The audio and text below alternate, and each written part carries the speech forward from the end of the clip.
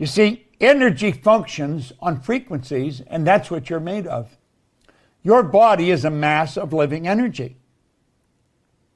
A frequency is a level of vibration. That's exactly what a frequency is.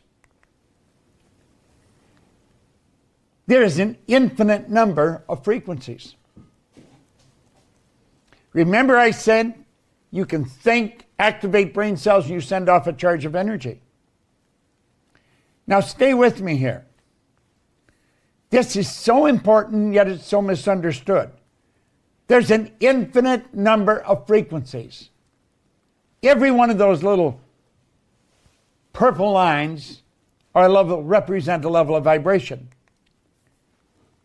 Now, do you know, Albert Einstein, God bless him, he sure had his act put together, didn't he? He said, everything is energy, and that's all there is to it. Match the frequency of the reality you want, and you cannot help but get that reality. It can be no other way. This is not philosophy. This is physics. Cause and effect, going right back to what we talked about. Mental attitudes and personality are determined by things that we do. And there are certain things that you can do consistently every single day. And in so doing them, you'll build your self-confidence up and up and up to the point where you become unstoppable. And these are very simple things, and they're practiced by the most successful men and women who were so terrified they could not lead silent prayer in a telephone booth at one time.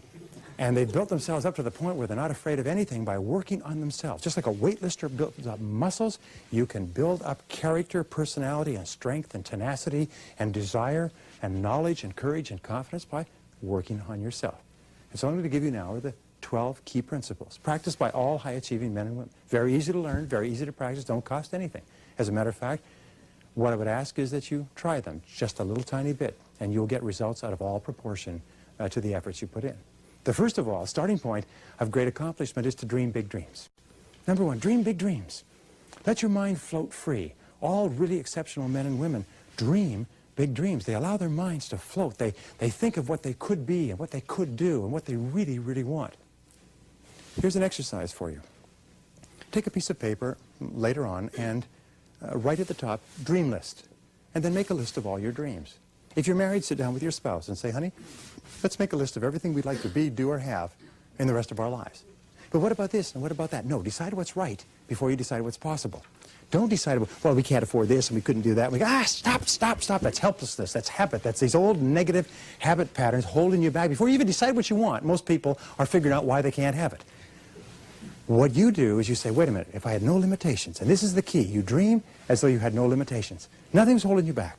Imagine you have all the time, all the money, contacts, all the education, influence. You have everything going for you in the whole world. And just simply decide, these are my dreams, and write them down. Project yourself into the future and say, where do I want to be in 5 to 10 years? If I could design a perfect life, so my life was perfect in every respect, my relationships, my income, my work, my family, my health, my home, my car, what would it be? This is the starting point of great achievement, because what will happen is that if you can clearly define that target, you can hit it. You eventually always hit the targets that you set for yourself, but you can't hit a target that you can't see. So allow your mind to float freely. Allow yourself to engage in what is called blue sky thinking. Blue sky thinking means you just simply imagine you have the whole blue sky above you and no limitations, and then you write it down. And then you think and ask yourself this question. What one great thing would I dare to dream if I knew I could not fail? What one great thing would you dare to dream if you knew you could not fail? Imagine you were absolutely guaranteed of success in any one thing, big or small, long-term or short-term, in the whole world. What would it be? And write it down. Now, if that doesn't make your heart pound a little bit faster, then maybe somebody should nudge you with their elbow because you're probably not alive or awake. The fact is that when you start dreaming big dreams, you know what happens? Is your self-concept goes up, your self-esteem goes up. The very fact that you allow yourselves to dream big dreams causes you to feel better about yourself, see yourself better, think of yourself better, and it starts the process of making yourself unstoppable.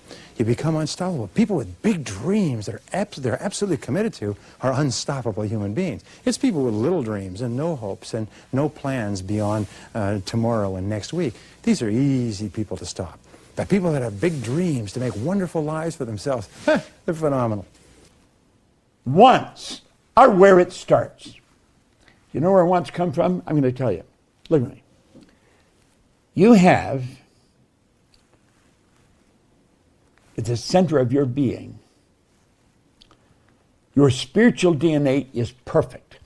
There's perfection within us. Now that perfection has so much junk on top of it that we call a paradigm, that it has difficulty expressing itself. That spiritual perfection within us is always seeking expression with and through us. That's why we always want more. Now, when I was a little kid, my grandmother said, you always want more. You should be satisfied with what you've got. Grandma was an angel of God, but she was wrong. You should never be satisfied. Dissatisfaction is a creative state. It's dissatisfaction that causes you to reach, to stretch. What do you really want? What do you really want? That comes from the essence of who you are. Now that's not to get. Getting is nice too. That gives you greater physical comfort. You can have all the good you desire. I was talking to a friend of mine earlier this morning. He said something just about blew my mind. I loved it. I wrote it down. He was saying it's his girlfriend's birthday this week. I know his girlfriend didn't have a week's birthday. But he said, we're celebrating it all week. We're having a birthday lifestyle. He said, we've already got a birthday lifestyle. And I love that. That's what you want. You want to have a birthday lifestyle. Everyday celebration. What do you want? The want is not to get. That's a side benefit. The want is to grow. It's for you to bring more of you to the surface. You're God's highest form of creation. The wants turn into desire. Desire comes from the Latin deicere, to give birth to the children, to give birth to the idea. The want creates the desire. The more you feed the desire, the stronger it becomes. Desire is the effort of the unexpressed possibility within, seeking expression without through your action. The desire is what moves into form. Now, that's where you're going. That's what you want to do. It's all vibration. It all has to do with energy. People only root for people who don't need it. Like the amount of times when I was on my lonely path where I was too different from the friends that I had, but not successful enough to be friends with the people that I wanted to be friends with. That's when you want people to root for you. That's when you want people to support you. Once you've already won, people are like, he's amazing, he's so good. But like, that's the time when you need it the least. And so you always have to be the person who roots for you before everyone else does. And it's usually a single clap in the auditorium for a very long period of time. It is a slow clap that's just you rooting for you. And that visual, I think, is one that you can kind of take because it is. People struggle to do things alone. And the path of the exceptional person is one of an exception, which means that you are not with other people. And rather than fighting that or bemoaning it, see it as an indicator that you're on the right path. Because if everyone else were cheering you on, then it means you're not in the right place, because it means you're just like everyone else, and that's not where you want to be. Your life. When did you start playing basketball, and at what age did it become your primary focus? I think I was born to play, man. I started playing at like 2 years old. And my father wasn't one of these fathers that was like, you're going to play basketball, or, he wasn't one of those guys. It was just I was just around the game a lot, and I gravitated to the ball, and I was completely geeking out about like the smell of the ball and like the way it sounds when it hits concrete versus how it hits a parquet floor, and like the sound of the nets and the different material of the nets. And, there's certain basketball hoops, like in high school gyms and in college gyms, the rim sits slightly above the lower part of the backboard. And it was like, I was geeking out if I got into a gym which was like the NBA with the lower stanchion of the backboard and the hoop were completely parallel with each other. Like little shit like that would freak me out. So to answer your question, I was born to do this thing, man. And I did it nonstop all day long. From the age of 2 to... There's a story about Ted Williams when he was the top baseball player in America, one of the highest paid, best batting averages, and so on. At the end of a doubleheader, everyone had gone home. The park was empty. And the park maintenance man was out cleaning up. And way out there, with an automatic ball machine, there was a batter just slugging away at the balls. And he came out and he looked at him. He said, geez, he said, you're Ted Williams. He said, yes. He said, pleased to meet you. He said, what are you doing here? All the other ball players are back at the hotel and having parties and everything else. He said, well, I'm practicing. He said, but you're the best baseball player. You're the best hitter in all of America. He said, you don't need to be out here. And he said, why do you think that is? Why do you think that is? Because it's always concentrated on getting better. And, of course, it pays off. Ray Stanford sat down with me and he put an R on a sheet of paper. Then he put 3 letters down beside it, 2 H's and a W. Now he said, Bob, let the R represent results, and let the 2 H's and a W happiness, health, and wealth. Then he asked me if I thought he was a happy person. I said, yeah, he seemed pretty happy to me. He said, did you ever see me sick? I had to admit I hadn't. He said, did you ever see me when I was broke? I had to admit I hadn't. This guy always had money on him, quite a bit of it. He said, Bob, you're one of the most miserable people I've ever met. Now, this is in 1961. He said, you're always sick. He said, you don't have a terminal illness, but you've always got a cold or a headache or something. And he said, you're always broke. Now, he was so right. I was earning $4,000 a year. I owed $6,000. Now, I want you to think of this. At the time, I had 2 months high school. I had no business experience at all. I was 26. I had left school when I was 15. I worked all over the place. I was in the Canadian Navy. I worked in bars and in factories. Always dumb jobs.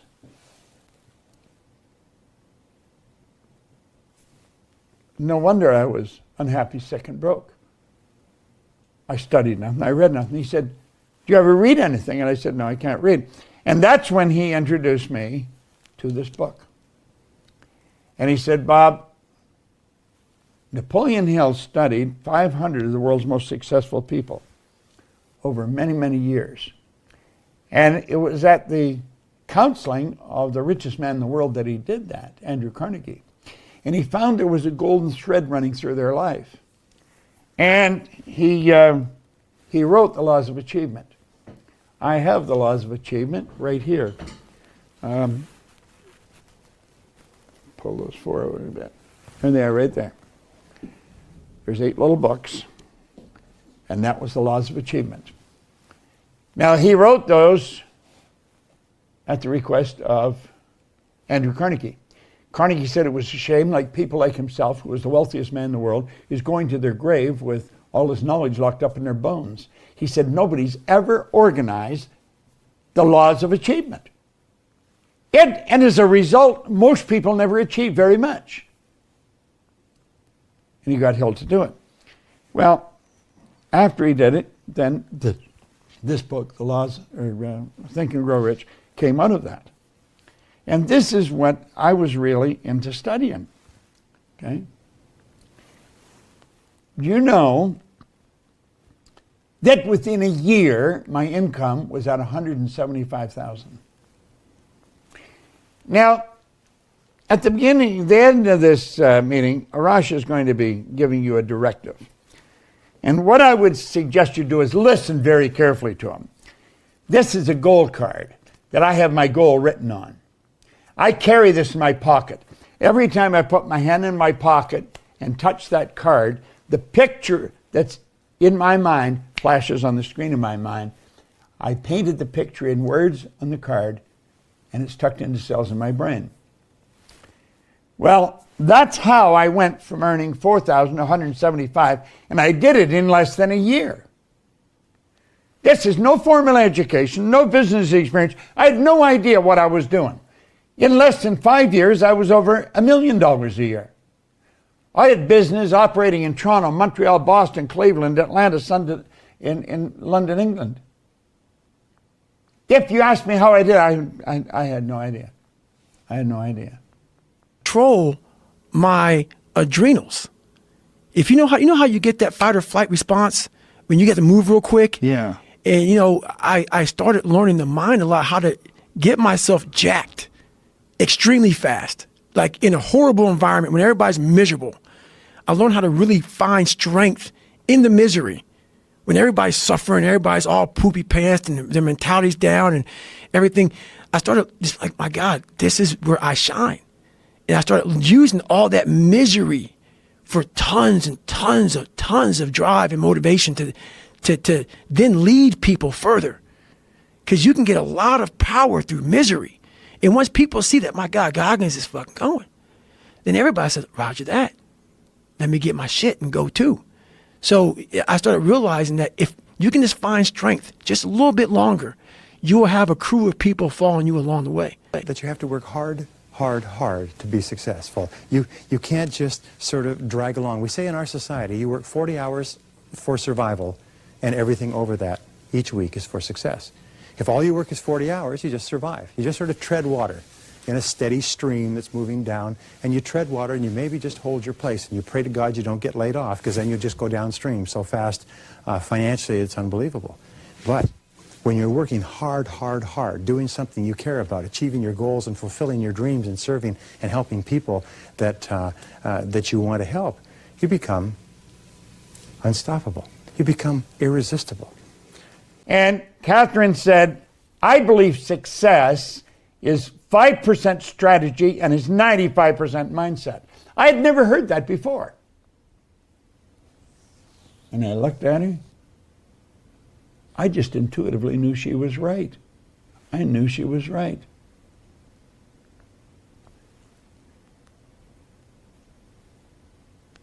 I would go back to when I was on the street in England, I don't even know if I knew what strategizing meant. I didn't feel bad not knowing. I mean, why would I know? I hadn't gone to school. I'd never been in business, you know? Success is 5% strategy, 95% mindset. You see, it's all about the mind. It's about your marvelous mind. Control my adrenals.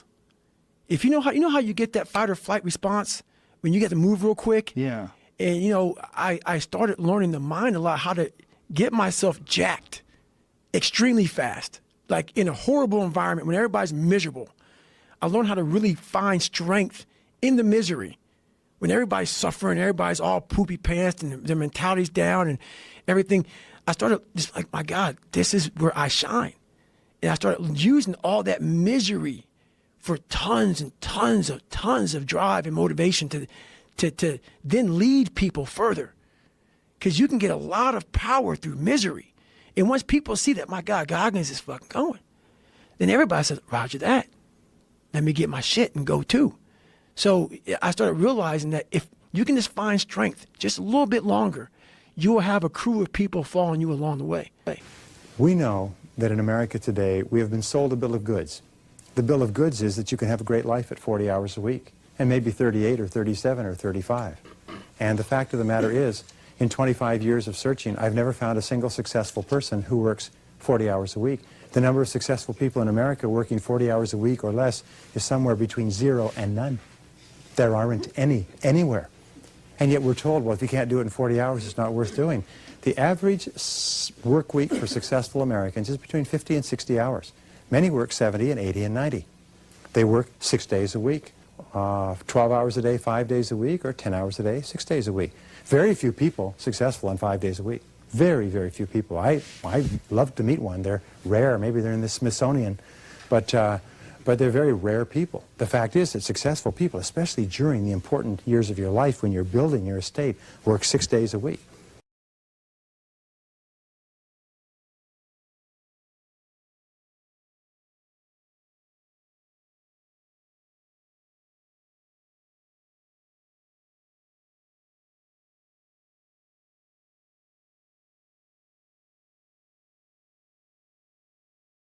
What doubts do you have about yourself internally?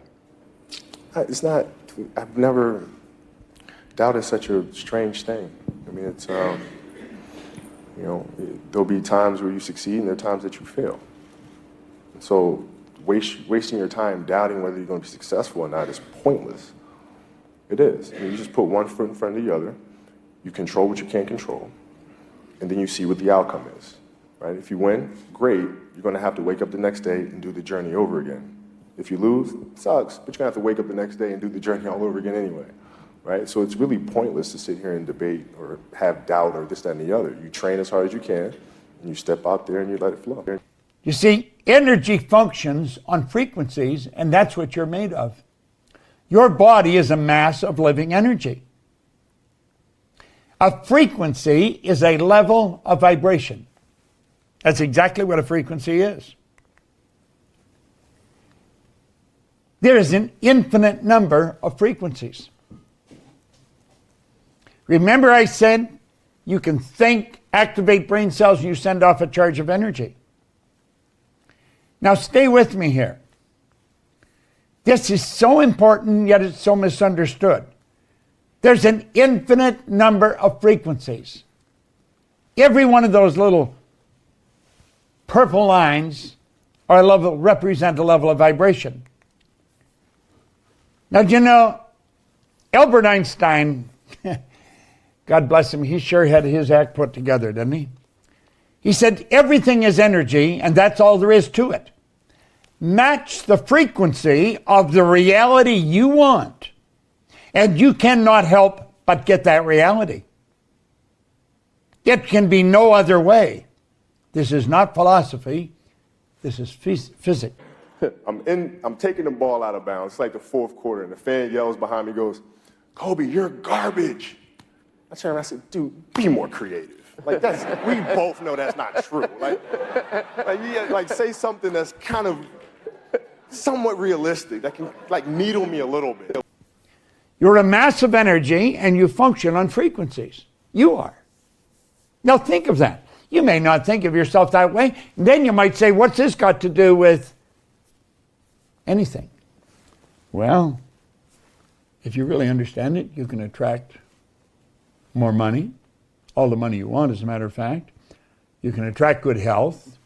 You can attract great relationships. You can attract phenomenal business.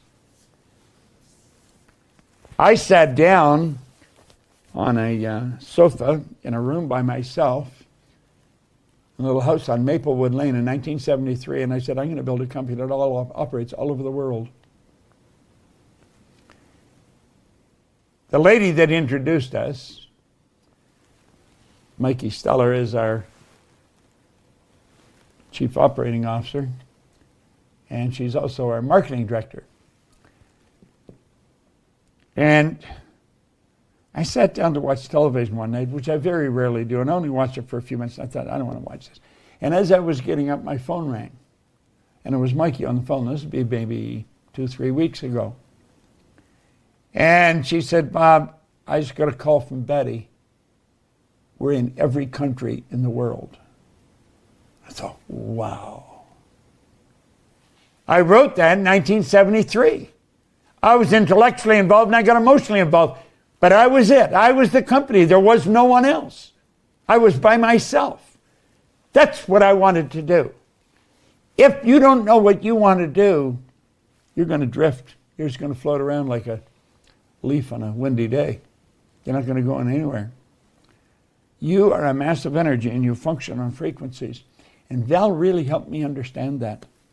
Val Vanderwall had a very strong spiritual understanding.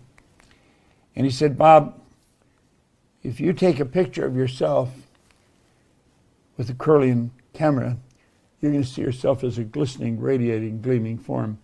Semyon Kirlian was a Russian photographer back in 1934, and he perfected Kirlian photography, what we call now Kirlian photography after him. When you photograph mass, you can photograph the energy coming from it. You can photograph a plant, and you'll see there's a vibration coming from the plant. Everything vibrates. a garden rock is vibrating. Everything moves. Nothing rests. Now, why am I telling you this? I'm telling you because I think it's a mighty important thing for you to really understand. The greatest single limitation on success in America, in the world today, is lack of confidence. It's not that we can't do it. We have capacities and abilities beyond anything that we have ever thought of in our whole life. You know, if you used your talents to the full for the rest of your life, you would never even use a fraction of what you're actually capable of, based on all the research that's been done. We are right now functioning, according to Stanford Brain Institute, with about 2% of our brain power. 2%. The rest of it is huge, this huge reserve of brain power, which we're kind of keeping there in case we ever need a little. You know, we got so much of it, it's unbelievable. Well, so I said to myself, what is the key here? And you know what? There's a common denominator of helplessness and habit. And the common denominators are fear and ignorance. Fear and ignorance. We're afraid. We're afraid it might not work. We're afraid we might fail. We're afraid it might cost us something. We're afraid of criticism and embarrassment. We're afraid of failure and loss and limitation and lack and ill health and disapproval. We're so afraid. The things that we would do if we weren't afraid are literally beyond belief. And we're afraid of getting out of the comfort zone because of what they might say. What if we did something different? Changed jobs, changed careers, started a business, got into something else? What would they say? Do you know, I was listening to a psychologist talking the other day. He says, nobody's ever been able to define who they are. But it's they out there. It's the great almighty they that's got us terrified. You know, it's a true statement. We say that when you're in your 20s, you don't care what people think. And when you're in your 30s, you're very sensitive to what people think. And then you get into your 40s. And in your 40s, you realize the great truth is that no one was ever thinking about you at all. And that's the fact. Nobody ever thinks about us at all. And there we are. We're so terrified of doing what we really want to do because of what they might say or think. So we stay in that comfort zone. I'm taking the ball out of bounds. It's like the fourth quarter, and the fan yells behind me, goes, "Kobe, you're garbage." I turn around and I said, "Dude, be more creative." Like, we both know that's not true. Like say something that's kind of somewhat realistic, that can like needle me a little bit. He brought out the strangest secret record. Right at the beginning of that recording, he talks about the good Dr. Albert Schweitzer being interviewed at an airport in London when he got off a plane. And they asked the good doctor, what was wrong with man today? He said he thought about it for a while. Then he said, man simply doesn't think. We do not think. You say, well, everybody thinks. No.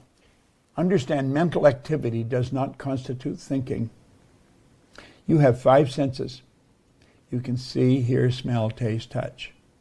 When any of those 5 senses are affected, it causes mental activity.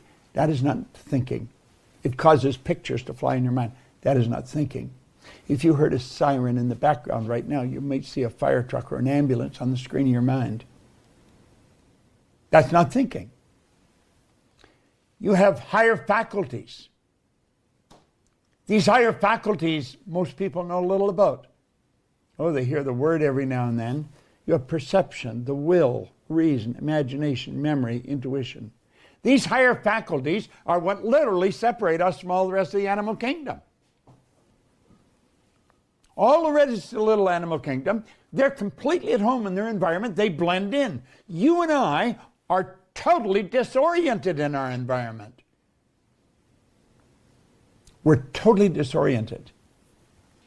That is because we have been given the godlike ability to create our own environment.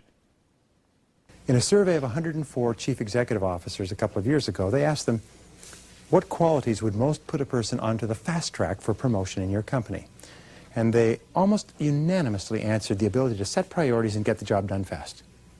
The ability to pick what's important and then to get on with it and get the damn job done.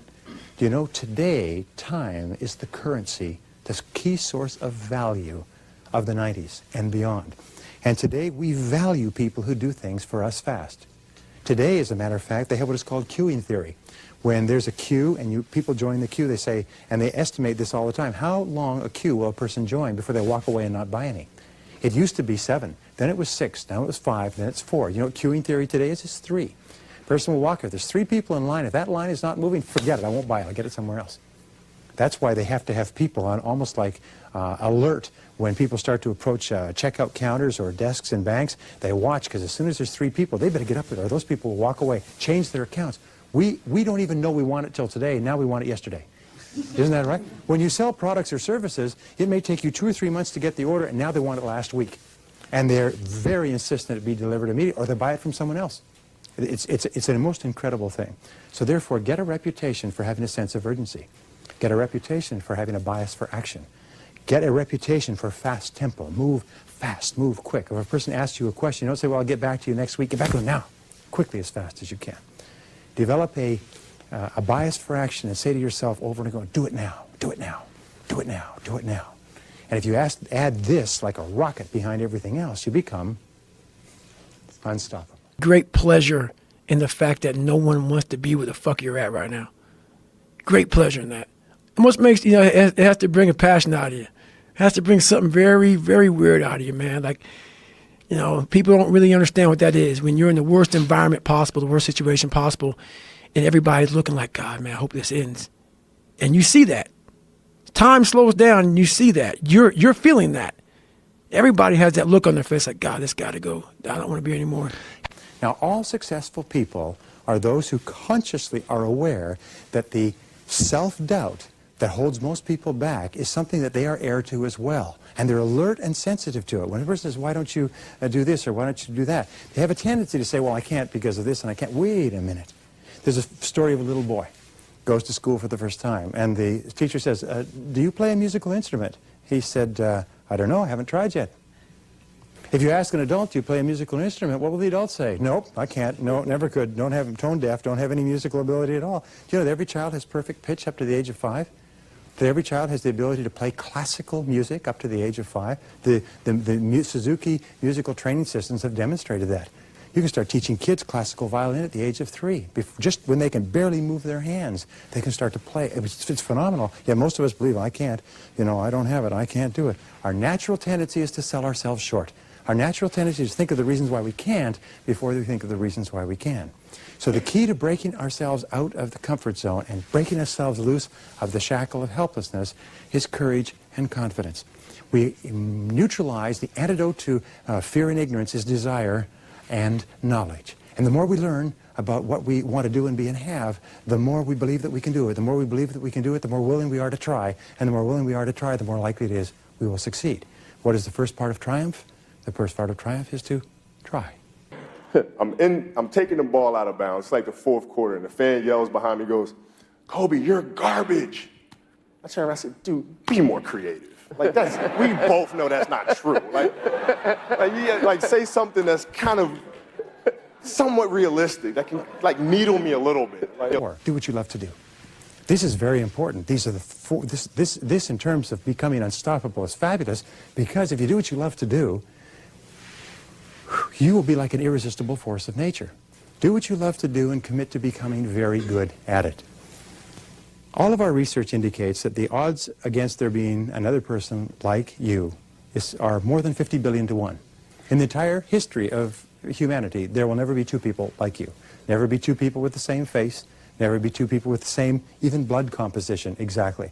Never be 2 people with the same outlook, the same talents, abilities, capacities. Never be 2 people just like you. And that every single person, or let us say 95% or more of the population, are born with the capacity to do something remarkable with their lives. And the starting point of personal greatness is when you say to yourself, what wonderful thing am I going to do with my life? Why am I here? I have this one life, this precious, precious life, and as you know, this life is not a rehearsal for something else. This is the real one. You say to yourself, what am I going to do with my life? Why am I here? What are my unique talents and abilities? Look back into your life and ask yourself, what is it that you've done in the past that you most enjoyed? What is it that you've done in the past that comes easy to you, but which may be difficult to others? What subjects did you do the best at in school? What are the things that interest you the most? What are the things you like to read about and talk about and learn about? What are the things that hold your attention? What are the things that are indicators that this is where you should be focusing all your talents and abilities? Whatever it is, find it, and then commit yourself to becoming excellent at it. You see, it's not possible for us to be happy unless we know we're good at what we do. A person who's not very good at what they do feels inferior when they're with people who are good at what they do. We've all had this experience, by the way, being around people who are at the top of their field when we're not. We feel just a little bit kind of overawed, like we're standing in the shadow of their light. And knowing that we're good at what we do makes us feel unstoppable. Yes. So if you are dreaming big dreams and you have clear goals and you accept total responsibility and you're doing what you love to do and you're getting better and better at it, and remember, excellence is a journey, not a destination. What doubts do you have about yourself internally? It's not, I've never, doubt is such a strange thing. I mean, it's, you know, there'll be times where you succeed and there are times that you fail. And so wasting your time doubting whether you're going to be successful or not is pointless. It is. I mean, you just put one foot in front of the other, you control what you can't control, and then you see what the outcome is. Right? If you win, great. You're going to have to wake up the next day and do the journey over again. If you lose, it sucks, but you're going to have to wake up the next day and do the journey all over again anyway. Right? So it's really pointless to sit here and debate or have doubt or this, that, and the other. You train as hard as you can, and you step out there and you let it flow.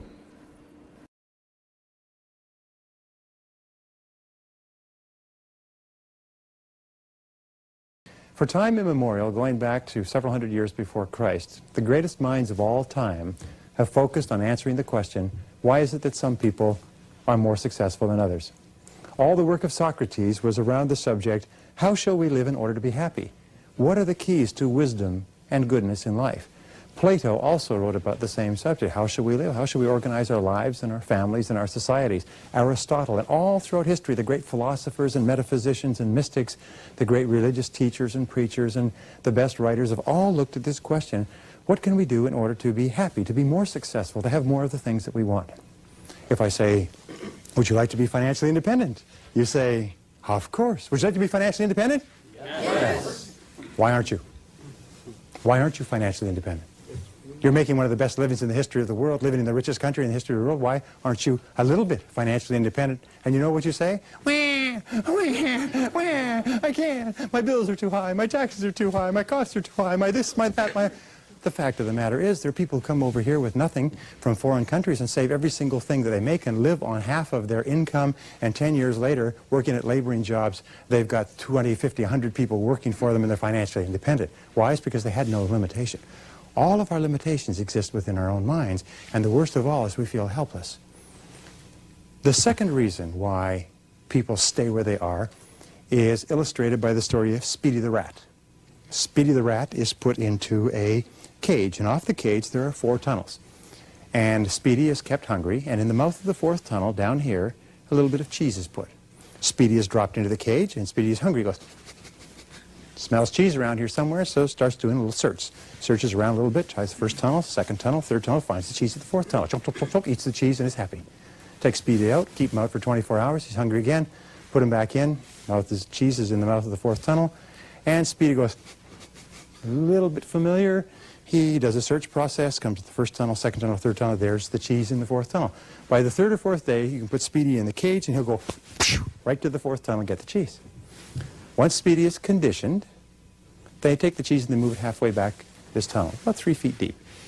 This is the tunnel by which I mean about 3 feet or 3 inches around. And Speedy comes running in, rushes to the 4th tunnel, no cheese. Looks around, backs up, counts. Goes and explores, sniff, sniff, sniff, sniff, sniff, sniff, sniff, sniff, sniff, sniff, sniff, sniff, sniff, sniff, sniff. Smells cheese in that 4th tunnel, finally explores and finds the cheese. Well, in a couple of days, Speedy is conditioned to drop into the cage, go straight to the 4th tunnel, halfway back and get the cheese. And so then they move the cheese to the back of the 4th tunnel. And of course, in no time at all, Speedy is conditioned to go choo, choo, and get the cheese. Then they take the cheese and move it to the back of the 2nd tunnel. Well, Speedy's put in the cage, goes straight to the 4th tunnel, straight to the back, comes out, looks up at the researchers, says, where's my cheese? Not a happy camper. They say, I don't know. Speedy turns around, goes back to the back of the 4th tunnel, comes back. It's hungry. And when you're hungry, you know, you don't have much of a sense of humor, even if you're a rat. Turns around, goes back to the back of the 4th tunnel, comes back. Now, here's the moral of the story. Speedy has a rat brain the size of a pea. You, as human beings, have a 3-pound brain that is the most powerful organism ever conceived of in the universe. We cannot even conceive of anything more complex and more powerful than your brain.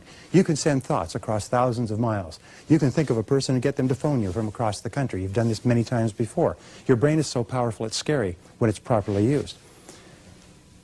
But Speedy has a brain the size of a pea. And Speedy, with a brain the size of a pea, will eventually figure out that there's no cheese at the end of the fourth tunnel.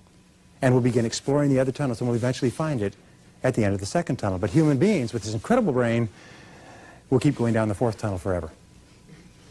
They will keep doing what they've always done. They will get into a rut, which we call a comfort zone. They will set a series of habits that are not serving their best interests, and they will keep on with those habits, and they will keep doing things that no longer make them happy, that no longer give them any cheese, and they will keep doing them year after year. And we find that almost everybody today, all of us, to consciously and unconsciously, is held by these twin pillars, these twin bindings of helplessness on the one hand and habit on the other. Is that we try to free ourselves from feeling helpless, and we fall right into an old comfort zone. Or we get out of the comfort zone, we get right back into feeling helpless. The only way that we can achieve our true destiny is to break the shackles that are holding us, and the answers to both of them are confidence and courage. When John Kennedy, when he was the President of the United States, asked the good doctor, the father of the space program, greatest scientist, you know, what it would take to build a rocket that'll carry a person to the moon and bring him back safely to Earth. He answered him in 5 words. He said, the will to do it. Now, will is a mental faculty. You have perception, the will, reason, imagination, memory, and intuition. These are all our higher faculties. This is what makes us who we actually are. This is what separates us from all the rest of the animal kingdom. And Neville's saying, you're only limited by weakness of attention. Wernher von Braun was telling President Kennedy, all you need is to give it your full attention, the will to do it. See, the will gives us the ability to concentrate. I don't know what you want, but I do know this. If you can think it, and you can let yourself get emotionally involved with it, and you stay focused on it, you can have it. Now that's a very basic concept, but it's not the easiest thing for most people to do. But the more you study it, the better you're going to get at it. But I love this. You're only limited by weakness of attention and poverty of imagination. You've got to activate your imagination. A lot of people just use their imagination for, gosh, I hope this doesn't happen, or I hope that doesn't happen. They're letting it go in the wrong direction. Our imagination is the most marvelous. He'll, in Think and Grow Rich, he'll said the imagination is the most marvelous, miraculous, inconceivably powerful force that the world's ever known. It'll create anything for you. It'll take you anywhere. Your imagination will take you anywhere, and it'll give you anything you want. I think a lot of entrepreneurship and even personal growth is training yourself on how you respond to hard. Because in the early days, hard was, ooh, stop. This isn't good. I should, this is a warning sign. This is a red flag. I should slow down, or I should stop, I should pivot. But the more I think about it as a competitive landscape, as I'm clear on what this path is supposed to look like, and these rocks and these dragons are things that I'm going to have to slay along the way to get the princess or get the treasure, I get happier about the harder it is because I know that no one else will follow. It's a selection effect. And I think if you can shift from this is hard to no one else will be able to do this, then it flips from being this thing that you're like, oh, poor me, to oh, poor everyone else who's going to have to fucking try. Yeah. And I think that is so much more motivating as a frame for the exact same circumstance. Accept complete responsibility for yourself and everything that happens to you. I used to be asked on radio and television, why are some people more successful than others? And I used to think it was goals, was the starting point. But you know what the real starting point is? To accept that if it's to be, it's up to me. Is that nobody's going to do it for me. You know, they say that the mark of maturity is when you finally realize that no one is coming to the rescue. No one's coming to the rescue. That the difference between the mature person and the immature person is the mature person accepts that they're totally responsible for their own life. that they are where they are and what they are because of themselves. Now, this is a hard thing to accept, but you have decided exactly every single part of your life today. You've decided your income and your home and your health and your weight. You've decided your bank account and your car. You've decided your job and your future. You've decided every single part of it. Why? It's because you're free to choose. Freedom is a very, very wonderful thing. Tremendous upside, tremendous downside too. But freedom means that nobody imposes anything on you. So where you are and what you are is a result of all of your choices and decisions up to now. If you want to change any part of your future, then you simply change your choices and decisions in the present. The first thing to choose, the first thing to change, is to decide what it is that you want, but second of all is to decide that if I'm going to get it, it's up to me. We've said over and over again, see yourself as the president of your own life, the president of your own career, the president of your own personal corporation. Because in reality, all of us are self-employed. The worst mistake anyone can ever make is to ever think that they work for someone else but themselves. No matter who signs your paycheck, we all work for ourselves. Do you want a raise in pay? No problem. Go to the washroom next time you get a chance and negotiate with your boss in the mirror. And your raise will become effective as soon as you do. It's very simple. I've never met an employer who was not willing to pay a person more money if they will produce more value for the company.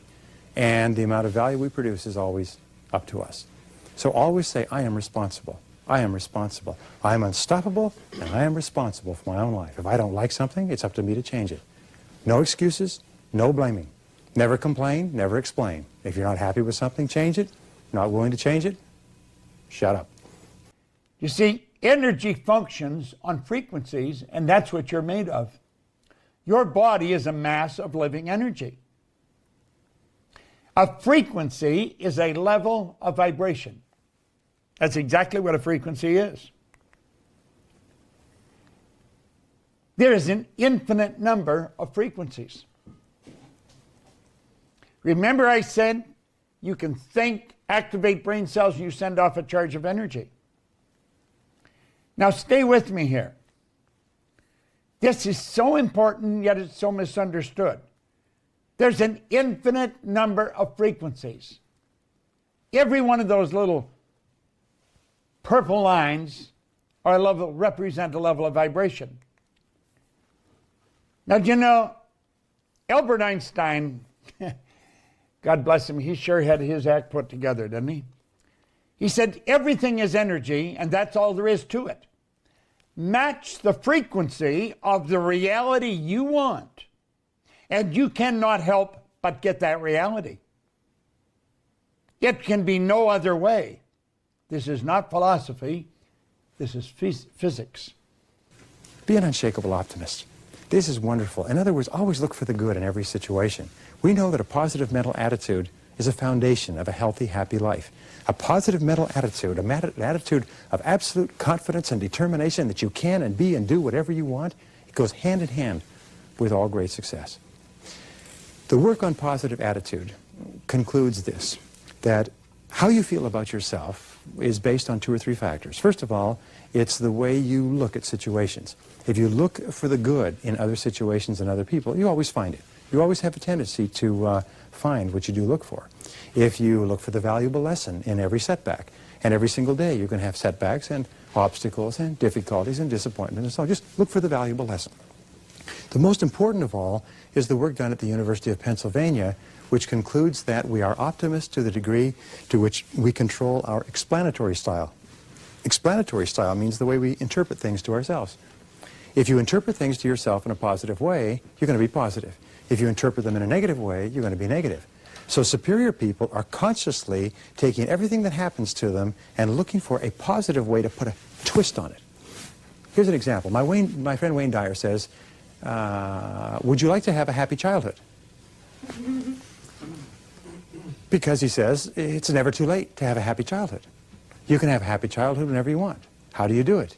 What you do is you turn around and you look back and you reinterpret the events that were so upsetting at the time as being events that were positive and that helpful, and they built your character, and they taught you what you didn't want and what you wanted more of. They gave you direction to change and so on. In other words, if you take the time and you have some fun, you can take any negative situation you've ever had and you can turn it around and you can find something good in it, and by so doing, you become a positive person. You take control of your thinking, you take control of your personality, and the more optimistic you become in the achievement of your goals, the more unstoppable you become. Can you imagine a negative person as unstoppable? Negative people are stopped cold every time they turn around. But optimistic people have this momentum that drives them over any obstacles that come along. So talk to yourself positively all the time. Say, I like myself. I feel terrific. I feel happy. I feel healthy. I feel wonderful. The more you talk to yourself in a positive way, the better you feel. This drawing is without question so valuable and so misunderstood. And he went on to explain more about the conscious mind. He says, that's your thinking mind, Bob. Problem with most people is they don't think. They really don't think. Mental activity never constitutes thinking. I remember when he said that, and I never forgot it. He said, that is your thinking mind. It's also referred to as the educational mind. This is you I'm talking about. Now, as I keep building this idea, you're really going to get to know yourself, the world you live in, and the laws that govern your being a lot better. Yet, as you understand yourself a lot better, you're going to find your finances are going to improve, your health is going to improve, your relationships are going to improve, your whole world starts to get better. The educated mind is also referred to sometimes as the intellectual mind. That's where all the intellectual factors are. Remember I told you what they were? You had perception, the will, reason, imagination, memory, and intuition. There's 6 of them. They are our mental muscles. And as you start to understand how to develop them, you can become a very powerful person. If you've ever been in a seminar that I've been in, you know that I can walk up to a person, I can tell them all about themselves. Everything that goes on the inside shows on the outside. It's your intuitive factor that enables you to read that. We hide nothing. And I always do this in a seminar to show off a little bit. I want really get your attention, see what I can do. But then what I really want to do is say, if I can do it, you can do it. See, we watch other people do things and we become fascinated if they're doing it really well. What we want to understand, if we want to do it, we can do what they're doing. The subconscious mind is your emotional mind. When you're emotionally upset, you've got the wrong ideas being fed into that part of your mind. Now, over here on this side, because you can think, you have the ability to choose. And because you can choose, you can accept or reject everything that comes down the road. Everything. Because there's a lot of crazy information coming at us through TV, newspapers, radio, television. Just overhearing restaurants, conversations, if you can get into a restaurant. You can accept or reject everything, and then you have the ability you can originate. Now, the subconscious mind doesn't have the ability to do all those things. All those magnificent abilities are in the conscious mind. The subconscious, it must accept whatever you give to it. Must. It has no ability to reject. And get this, it's what you impress upon your subconscious mind that ultimately turns into results in our life. This is where we want to get our imagination going in high gear. Your subconscious mind cannot differentiate between what you've imagined and what's real. It has no ability to differentiate between the two. Unfortunately, most people imagine what's wrong. They think of what they don't want rather than what they do want. Now look here for a moment. Let's take that knowledge and we'll say, this is you, today. There's information coming at you today, and it is terrible information. And it's flowing into your conscious mind. Now you have the ability to think, you have the ability to reject that. You can say, get out of here. And they all go away. But you know something? Most people don't do that. You want to know what they do? This is what they do. They're not thinking at all. Their subconscious mind is wide open. And that information goes right into the subconscious mind. Remember what we said about the subconscious? It has no ability to reject all that negative information.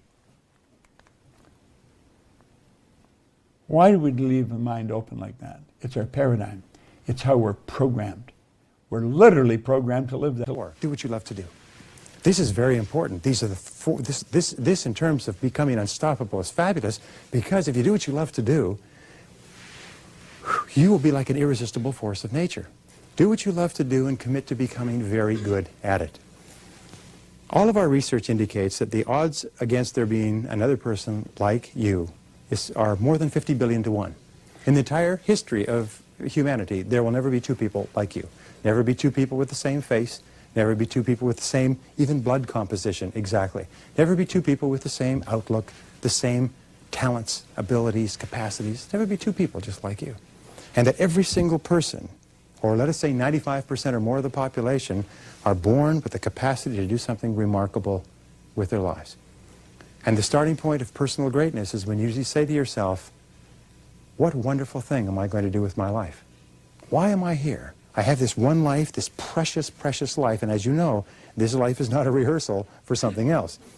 This is the real one. You say to yourself, what am I going to do with my life? Why am I here? What are my unique talents and abilities? Look back into your life and ask yourself, what is it that you've done in the past that you most enjoyed? What is it that you've done in the past that comes easy to you, but which may be difficult to others? What subjects did you do the best at in school? What are the things that interest you the most? What are the things you like to read about and talk about and learn about? What are the things that hold your attention? What are the things that are indicators that this is where you should be focusing all your talents and abilities? Whatever it is, find it, and then commit yourself to becoming excellent at it. You see, it's not possible for us to be happy unless we know we're good at what we do. A person who's not very good at what they do feels inferior when they're with people who are good at what they do. We've all had this experience, by the way, being around people who are at the top of their field when we're not. We feel just a little bit kind of overawed, like we're standing in the shadow of their light. And knowing that we're good at what we do makes us feel unstoppable. Yes. So if you are dreaming big dreams and you have clear goals and you accept total responsibility and you're doing what you love to do and you're getting better and better at it, and remember, excellence is a journey, not a destination. There's an enormous difference between knowledge and experience.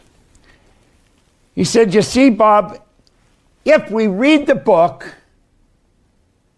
if we understand it, we can talk about what's in it. We have some knowledge. But he said experience is totally different. Experience is when you've done it. So you just don't think this is right information. You know it's the right information. What I teach here in our programs, I don't wonder if it works. I know it works. I'm going to be 87 in July, and I feel like I'm just getting warmed up. I have no intentions of slowing down.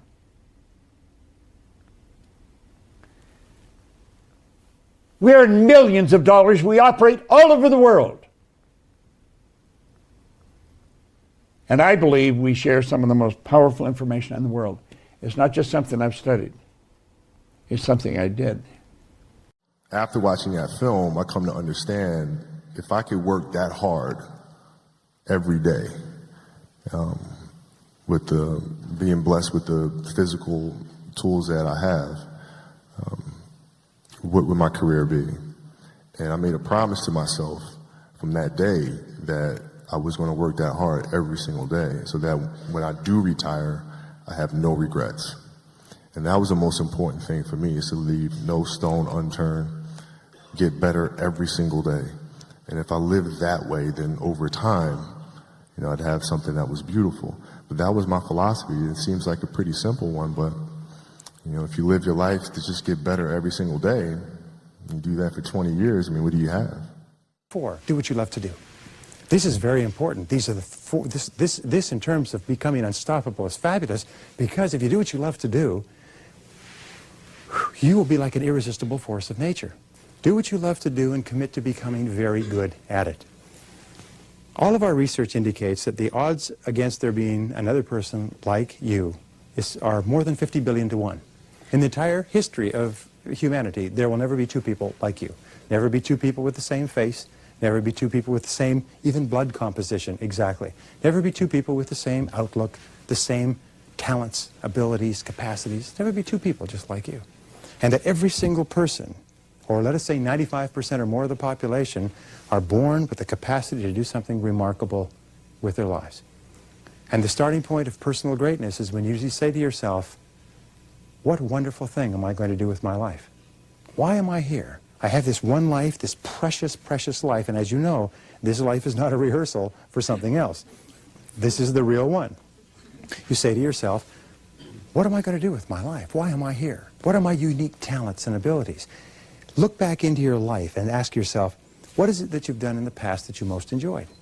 What is it that you've done in the past that comes easy to you, but which may be difficult to others? What subjects did you do the best at in school? What are the things that interest you the most? What are the things you like to read about and talk about and learn about? What are the things that hold your attention? What are the things that are indicators that this is where you should be focusing all your talents and abilities? Whatever it is, find it, and then commit yourself to becoming excellent at it. You see, it's not possible for us to be happy unless we know we're good at what we do. A person who's not very good at what they do feels inferior when they're with people who are good at what they do. We've all had this experience, by the way, being around people who are at the top of their field when we're not. We feel just a little bit kind of overawed, like we're standing in the shadow of their light. And knowing that we're good at what we do makes us feel unstoppable. Yes. So if you are dreaming big dreams and you have clear goals and you accept total responsibility and you're doing what you love to do and you're getting better and better at it, and remember, excellence is a journey, not a destination.